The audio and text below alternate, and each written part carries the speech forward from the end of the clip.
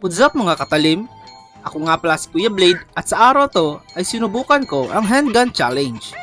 At ito ang nangyari.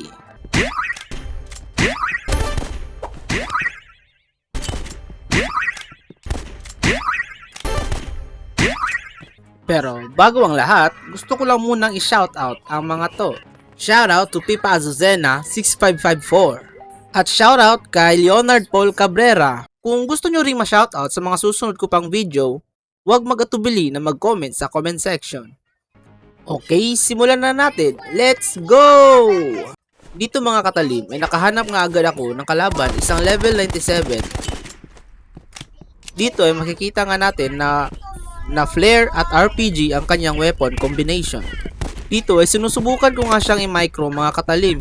Gusto ko lang sana siyang bawas-bawasan sa malayo dahil alam naman natin na napakasakit talaga ng isang RPG. At natamaan pa nga. Yun lang mga katalim, nasalo natin ng kanyang RPG. 0-1 na ang score at in favor ito sa ating kalaban. Okay, lock in tayo mga katalim dahil magaling ang ating kalaban. At nahihirapan talaga kung kalaban ng isang RPG user.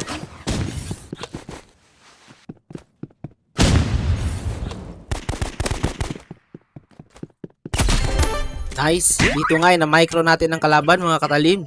Okay, round number 3. Gumagamit pa rin siya ng RPG dito sa round na to. Ayun lang, naabutan pa tayo. Dito nga mga katalim, sobrang ganda ng laban namin. Umabot na nga sa 4-4 ang aming score.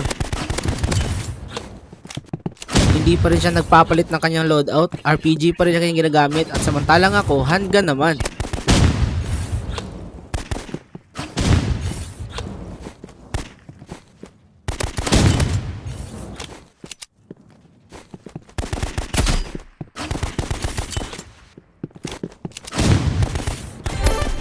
Nice! Nakuha natin ang panalo mga katalim. Si Kai Tutay nga ang unang biktima sa ating handgun challenge. Shout out sa iyo Lods. Okay mga katalim, next opponent natin ay isang level 202. Grabe naman yan.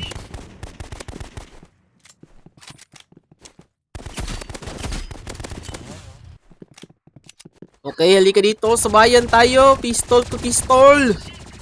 Ano? Yan lang ba ang kaya mo? Yun, nadali natin sa aim accuracy mga katalim. Napachat pa nga siya dito ng W. Ano ibig sabihin ng W? Putik, RPG na naman. Buti na post. Alam kong pulahan na rin to eh. Kanina ko pa to natatamaan.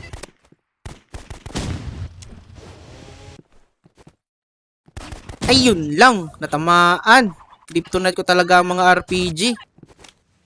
Pero syempre, babawi tayo. Tayo ang bida sa story na to eh.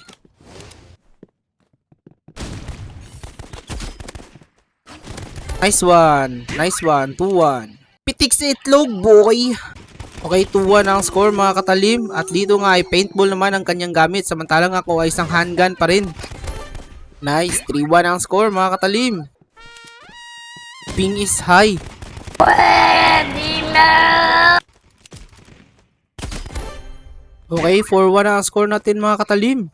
Dito nga sa final round mga katalim ay gumamit na siya dito ng freezing ray. Pero buti na lang ay antailagan ko. Nice, panalo mga katalim. At si Nostalgia Blocks nga ang pangalawa nating biktima sa ating handgun challenge. Dito nga sa match ito mga katalim ay naka-encounter ako ng isang knife user. Talagang magaling rin ang isang to mga katalim, may galaw rin. Dito ay medyo nakampante ako dahil kanina ko pa kasi ito natatamaan. Kaya ayun, nabigyan tayo. Pero teka, legit ba to si Slingshot Boy? Okay, lock in tayo mga katalim, si Slingshot Boy pala tong kalaban natin eh.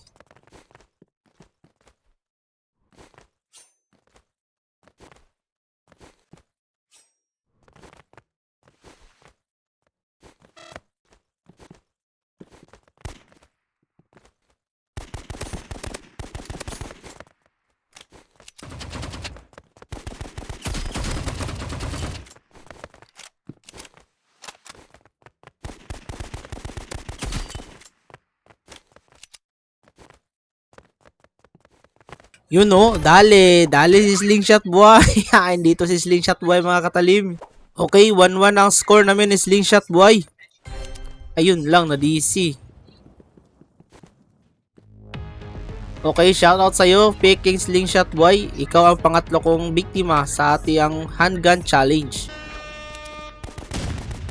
Okay, isang knife user. Aray ko, ang sakit.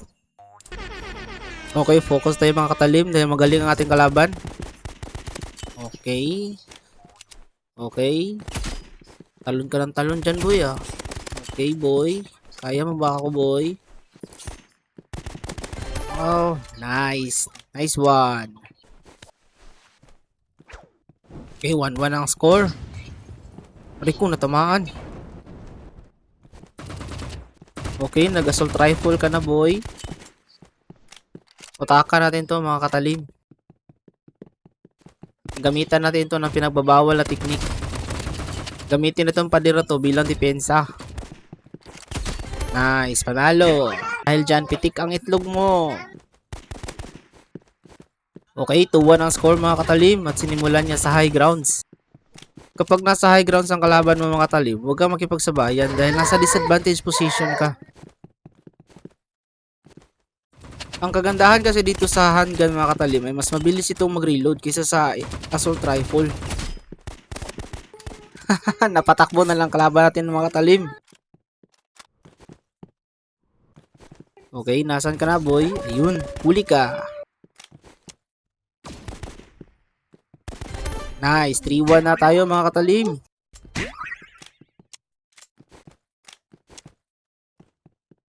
Okay, dito mga katalim, match point na tayo. Isang panalo na lang at siya naman ang pang-apat nating biktima sa ating handgun challenge.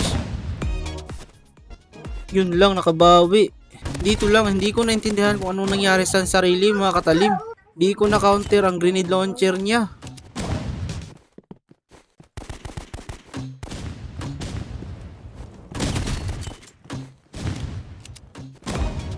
Yun lang, naputol niya ang win streak natin mga katalim. Sayang.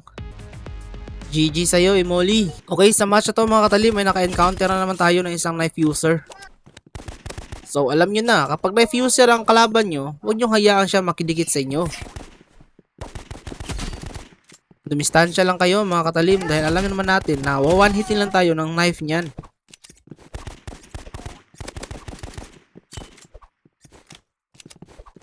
Nice, panalo tayo mga katalim.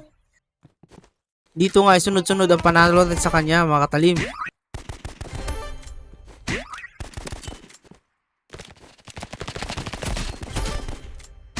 Ayun lang, nag-quit. Shoutout kay XX1, ang huli nating biktima sa ating handgun challenge.